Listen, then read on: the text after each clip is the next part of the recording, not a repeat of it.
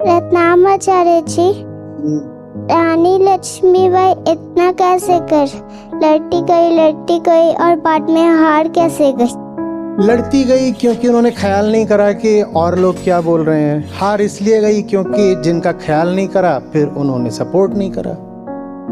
मेरा एक और क्वेश्चन है। ये वाली समझ में आई बात?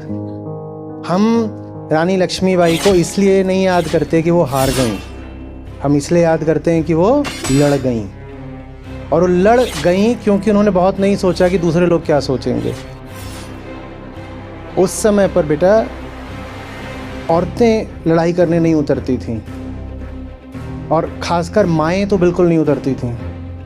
हम इसलिए लक्ष्मीबाई को याद करते हैं। और सामने ये खड़े हुए हैं, ये बड़े बड़े ये अंग्रेज़ अपनी ये सब ले करके, और उन्होंने क्या रखा है कि आप इतना अलग हो जाइए। वो तो रानी के साथ संधि भी करने को तैयार थे, बोल रहे आपको इतना पैसा वगैरह दे देंगे, आपकी ज़िंदगी मस्त चलेगी।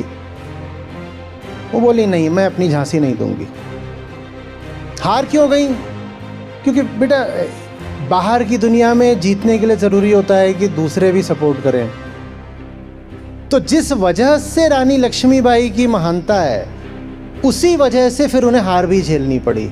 महानता किसमें है कि किसी का ख्याल नहीं करा, बोली मुझे जो सही लग रहा है वो करूंगी, बच्चे को पीठ पे बांध के लड़ूंगी। तो हारना मंजूर है, झूठ के सामने झुकना मंजूर नहीं है, अन्याय झेलना मंजूर नहीं है। अभी ये सब बहुत कुछ बड़ी बड़ी बातें, मोटे मोटे शब्द हो गए। अभी आप धीरे धीरे बड़े होगे। जो हमारी आज बात हुई है ना, इसको और सुनना, बड़े होते होते सुनना, हर 6 महीने में सुनना। बेटा इतना समझ में आया है कि जो चीज़ सही है वो करनी है। इतना आया समझ में? जो चीज़ सही है वो ज़रूर करनी है, भले कोई कितना भी डराए, डरना नहीं है, ठीक है? बाकी और कोई खड़ा हो कि नहीं खड़ा हो, अगर सही लड़ाई लड़ोगी जिंदगी में तो एक आदमी जरूर खड़ा होगा तुम्हारे साथ, पक्का।